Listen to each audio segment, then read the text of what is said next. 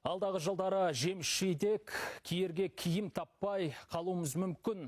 Бұған батпандаған баға емес, бал арасының жойылып кетуі сеп болады.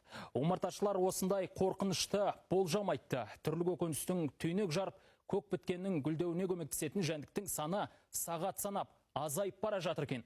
Егер жер бетінен жоғалса, онда адамзатты кесапаты сұмдық катастрофа күтіп тұр. 2035 жылы мамандар дәл осы бал араларының жойылып кетуі мүмкін деген түрлі дәлелдер айтып жатыр. Оған себеп паразиттердің көбеюі, бейберекет салынған құрылыстар және экожүйенің бүлінуі. Енді осы аралар егер құрып кететін болса, біздің тұтынып жүрген тағамдарымыздың да бір шамасы жойылып кетуі әбден мүмкін.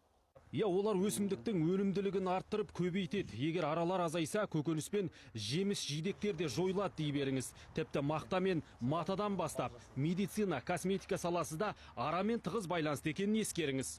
Жаңағы жұмыртқалары, осына жұмыртқадан мына тәрізді жұмысшы аралар шығады. Егер жер бетінен ара жойылатын болса, бүкіл адамзат жойылады деп кезіндегі ғалымдар да атап өткен. Соған байланысты қазіргі таңда да осы аралардың жойылуы бұл тек қана Қазақстанда емес, бүкіл дүние жүзі бойынша үлкен проблема. Омарташылардың күресіп жүрген кенелерінің бірі бұл варитоз ауруы, варитоз паразиті, болмаса варроа паразиті деп аталады. Осы паразиттің салдарынан бүкіл дүние жүзінде, сонымен қатар Қазақстанның ішінде де ара саны азайып бара жатыр. Жер шарында көбейіп барамыз. Мына выброс дейді, промышленное производство, урбанизация дейді. Мына жерлердің бәрін жыртамыз, тоғайлардың бәрін кесеміз. Сол мына аралардың популяциясы сол жылдан жылға мына дикий дейді, жабайы, солар азайып бара жатыр. Содан кейін мына қолдан ұстайтын омарташылар қазір бұрынғы секілді емес, олар да азайып бара жатыр, омарташылар.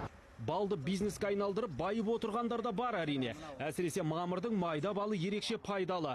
Қансыз таза әсел міне мынадай мөлдір болуы керек. Не қанты жоқ, не суы жоқ. Осындай міне жақсы бал. Качественный балдар, сапасы жақсы балдар осындай болады. Міне крем мед дейді бұны. Омартада отбасылық ереже қатаң сақталады. Аналық, аталық, жұмысшы, күзетші болып бөлінеді. Әр қайсы өз міндетін мүлтіксіз орындайды. Гүлге жайылып бос қайтқанын күзетші жәшікке жолатпайды. Әлгі біз шай ішіп отырғанда тәттіге таласатын аралар дәл осы қаңғыбастар. 4000 гүлді айналып шығады, бір қасық балды жинау үшін. Сол мына жұмыскер ара бал жинайтын 40 күн өмір сүреді. Сол 40 күннің ішінде өзі сол 18 күннің ішінде өсіп шығады да, қалған 22 күн бал жинап өтеді. Мамандар омарташы болмайды қарада тұр, бал арасы азайып бара жатыр деп дабыл қағуда. Ал жаратылысы бөлек жәндіктің жайы бір жаратушыға ғана аян. Санат Нұрбай, Азамат Қази, Еуразия бірінші арнасы.